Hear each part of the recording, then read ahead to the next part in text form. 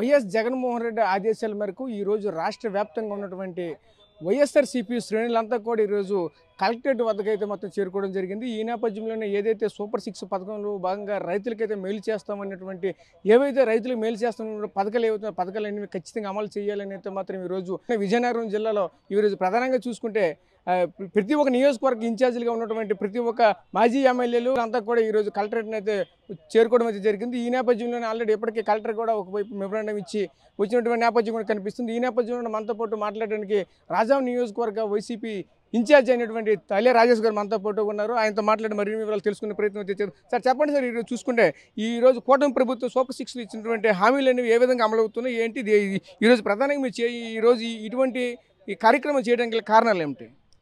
ముఖ్యంగా ఏదైతే సూపర్ 6 అంటూ అధికారంలోకి వచ్చారో కూటమి ప్రభుత్వం వాటిలన్నింటినీ కూడా ఈరోజు తుంగం తొక్కారు. వాటిని పట్టించుకోవడం మానేశారు. అందులో ముఖ్యంగా రైతే వెన్నుముక దేశానికి అని చెప్పిన పెద్దలందరూ కూడా ఈరోజు చింతించాల్సిన పరిస్థితి మన రాష్ట్రంలో ఉందని చెప్పాలి. ఎందుకంటే అన్నదాత సుఖీభవ కింద సుమారు 20,000 రూపాయలని ప్రతి రైతుకి అందజేస్తామని ఎన్నికల్లో హామీ ఇచ్చారు. అయితే ఇంతకుముందు గమనిస్తే జగన్మోహన్ రెడ్డి గారు మేనిఫెస్టోలో 12,500 రూపాయలు ఇస్తామని చెప్పి అధికారంలోకి వచ్చాక 1,000 పెంచి 13,500ని ప్రతి సంవత్సరము కరోనా వచ్చినా ఎన్ని కష్టాలు వచ్చినా ఆర్థికంగా ఎన్ని ఒడిదొడుగులు ఉన్నా సరే వాటిలన్నింటినీ నెరవేర్చారు. కానీ ఇప్పుడు ఉన్న కూటమి ప్రభుత్వం చెప్పిన మాటను తుంగలో తొక్కింది. అలానే ఏదైతే ఇవ్వాలో దానికి బడ్జెట్లో కూడా కేటాయించిన పరిస్థితి. దానివల్ల మనకేం అర్థమవుతుందంటే రానున్న రోజుల్లో కూడా ఇవ్వరనేదే ఈరోజు మనకి తెలుస్తుంది. ఇదే కాకుండా రైతులకు ఒకప్పుడు ఆర్బీకే ద్వారా విత్తనాలు ఇవ్వడము, అలానే వాళ్ళకి పంట భరోసా బీమా ఇవ్వడము, అలానే ప్రతిదీ కూడా కొనుగోలు దగ్గర నుండి తడిసిన ధాన్యం కొనుక్కోవడంలో అన్నింటిలో కూడాను విఫలమయ్యారు. జగన్మోహన్ రెడ్డి గారు అప్పుడు ఏదైతే చెప్పారో అవన్నీ చేసి చూపించారు. మొత్తం అన్నీ కూడాను తడిసిన ధాన్యం కొనడం దగ్గర నుండి అలానే వాటిని గిట్టుబాటు ధరకు అమ్ముడయ్యేలా చేయడం, అలాగే రైతులకు ఒక బంధువుగా నిలిచారు. అలానే ఇప్పుడు చూస్తే వాటిలన్నింటినీ కూడాను ఏ ఒక్క హామీని కూడా నెరవేర్చిన పరిస్థితి. ఇదే కాకుండా విద్యుత్ ఛార్జీలను పెంచం అని చెప్పి ధైర్యంగా చెప్పారు, కానీ వాటిని ధైర్యంగానే పక్కన పెట్టేశారు. ఈరోజు ఇలా చూసుకుంటుంటే ఏ ఒక్క హామీని నెరవేర్చిన ప్రభుత్వం ఇది ఒకటేనేమో, కూటమి ప్రభుత్వం ఏమో అన్న సందేహాలు మాకు వస్తున్నాయి. ఇక మీదటైనా సరే వాళ్ళు కళ్ళు తెరుచుకోవాలనే ఉద్దేశంతోనే ఈరోజు పార్టీ అధ్యక్షులు శ్రీ జగన్మోహన్ రెడ్డి గారి ఆధ్వర్యంలో ఇక్కడ జిల్లా పార్టీ అధ్యక్షులు మధ్య శ్రీనివాసరావు గారి ఆధ్వర్యంలో బొత్స సత్యనారాయణ గారి పిలుపు మేరకు మేము అందరం కూడా ఇక్కడికి వచ్చి కలెక్టర్ గారికి మెమరాండం ఇవ్వడం జరిగింది.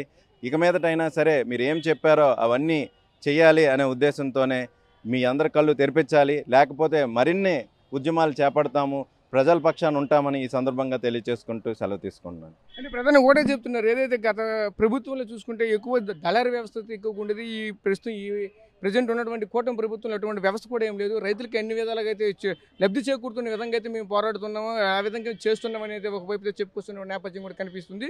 అయితే దీని పట్ల ఏ విధంగా మీరు స్పందిస్తారు? ఇంతకుముందు రైతులకు రైతు భరోసా కేంద్రం ద్వారా మద్దతు ధర లభించేది. ఇంతకుముందు చెప్పినట్టుగానే తడిచిన బియ్యానికి కూడాను అదే రేటుకి కొనుగోలు చేసిన ఏకైక ఘనత వైఎస్ఆర్ కాంగ్రెస్ పార్టీది. ఇప్పుడు చూస్తే ఆ తడిచిన బియ్యం కొనే నాదుడు లేడు.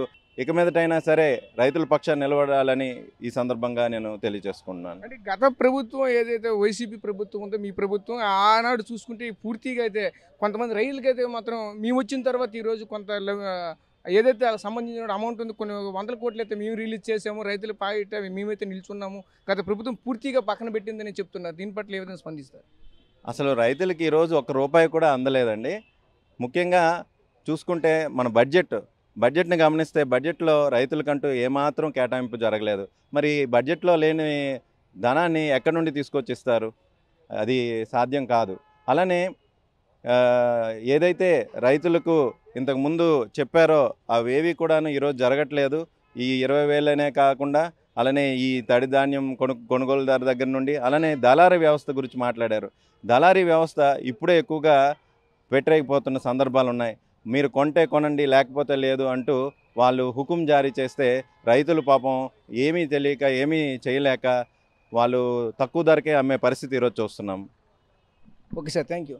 ఒకటే చెప్తున్నారు. ఏదైతే చూసాం కదా, ప్రధానంగా చూసుకుంటే ఈరోజు రాష్ట్ర వ్యాప్తంగా ఉన్నటువంటి వైసీపీ శ్రేణులంతా కూడా కలెక్టరేట్ వద్దకు వచ్చి కలెక్టర్కి అయితే ఏదైతే కూటమి ప్రభుత్వం ఇచ్చినటువంటి హామీలు అయితే ఖచ్చితంగా నెరవేర్చలేని మెమరాండం ఇచ్చినటువంటి పరిస్థితి కూడా కనిపిస్తుంది. ఈ నేపథ్యంలో ప్రధానంగా చూసుకుంటే ఏదైతే రైతాంగానికి అయితే మాత్రం ఈరోజు బాసటగా నిలవలసింది పోయి ఈరోజు రైతుకైతే నడ్డి విరిసే కార్యక్రమాలు కూడా ఈరోజు కూటమి ప్రభుత్వం చేస్తుందని అయితే మనతో పాటు ఆరోపిస్తున్నటువంటి పరిస్థితి కూడా కనిపిస్తుంది. కెమెరామెన్ నాయుడుతో రాజేష్, RTV విజయనగరం నుంచి. మరిన్ని వీడియోస్ కోసం ఛానల్ ని సబ్స్క్రైబ్ చేయండి. లేటెస్ట్ అప్డేట్స్ కోసం వాట్సాప్ ఛానల్ ని ఫాలో అవ్వండి. ఆ లింక్ డిస్క్రిప్షన్ లో ఉంది.